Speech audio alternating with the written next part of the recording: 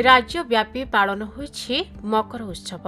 एही अवसर में गजपति जिलार सीता पहाड़ में मकर मेला अनुष्ठित हो जाइछे। एही मेलार एक स्वतंत्रता रहिछे, जहाको देखिबाको लक्षाधिक श्रद्धालुंक भिड़ जमिथाए। केही केही एहाको सीता पहाड़ बोली कहिथान्ते। किंवदंती अनुसार माता सीता वनवास सारी अयोध्या फेरिबा समय मासिक ऋतुस्राव जोगु एही पहाड़ में किछि दिन अटकी रहिथिले। एही समय रे स्थानीय लोकंकु नै एक बंधु मिलन कराइबा पई श्री रामचंद्र को अनुरोध करथिले। माता सीतांको अनुरोध रक्षा करी श्री रामचंद्र मकर संक्रांति तिथि रे एठारे बंधु मिलन कराइथिले। तेणु एही पहाड़र ना सीता पहाड़ हेबा सहित सेही स्मृति रे एही दिन एठारे मकर उत्सव यात्रा आयोजन करा जाउछे। रामायण सह एही पहाड़र रहिछि संपर्क। वर्षकरे थरे एही पहाड़ रे श्रद्धालुंको बेस भिड़ जमिथाए।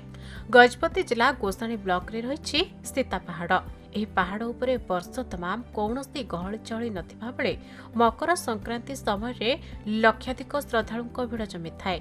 लक्षाधिक श्रद्धालु प्रभु रामचंद्र एवं माता सीतांको आशीर्वाद लाभ पई आसीथिले एही पहाड़को। मकर संक्रांति यात्रा अवसर में होमयज्ञर मध्य आयोजन करा जायतिला। श्रद्धालु माने एठारे प्रभु रामचंद्र एवं माता सीता हनुमान को दर्शन करबा सहित आशीर्वाद लाभ करथिले। गोटे पत्थर रे थिबा एही पहाड़ उपरे मां सीतांको दर्शन पई केवल गजपति जिला नुहे, पड़ोशी राज्य आंध्र प्रदेश लोके मध्य एठाकू आसीथांती।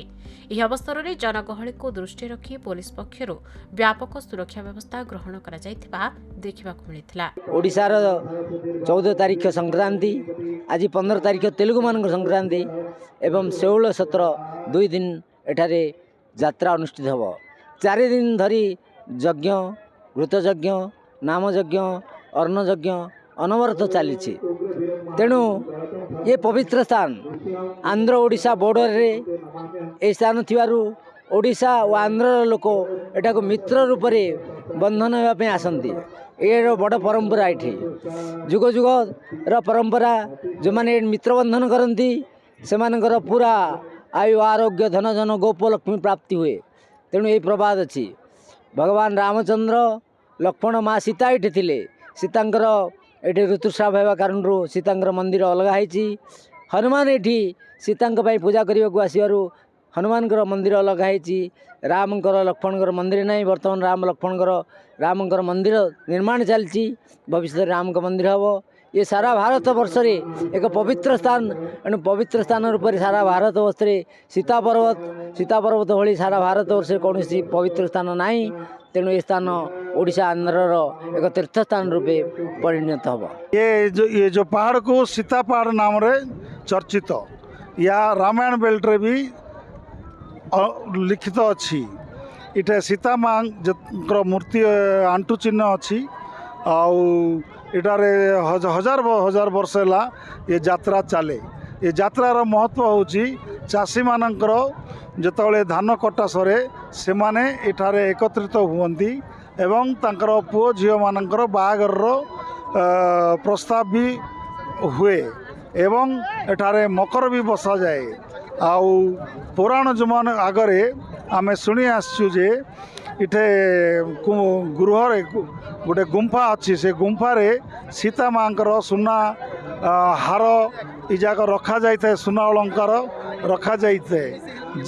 ये गाँ चारिपटे 40 खंड गाँ अच्छी। ये गाँव लोक माने से आग जुगरे से गुंफारू सुना नहीं झील मानकर बाहागर पुओ मानकर बाहागर हेले सेटा को धारण करती एवं बाहागर पर आनिकी रखी दियंती। वर्तमान से गुंफाटा एवं बंद हो जाइए। तारे पानी नाना प्रकार जीवजंतु थिबारु आउ से प्रथा बंद हो गला। किंतु प्रत्येक मकर संक्रांति रे इठर मेलाटा चले। ये हजार हजार लोक आसती। जेहेतु इटा आंध्रा ओडिशा बॉर्डर थिबारु आंध्रार लोक माने विशेष करी आसती।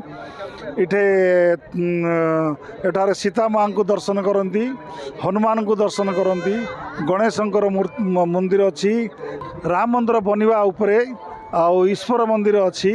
इठारे सबुदिन संत साधु माने रहती। ये यात्रा रे आमे कमिटी तरफ 3 दिन भक्त मानू अन्न भोजन दिया जाए। गजपति हेमंत प्रधान को रिपोर्ट खबर ओडिशा।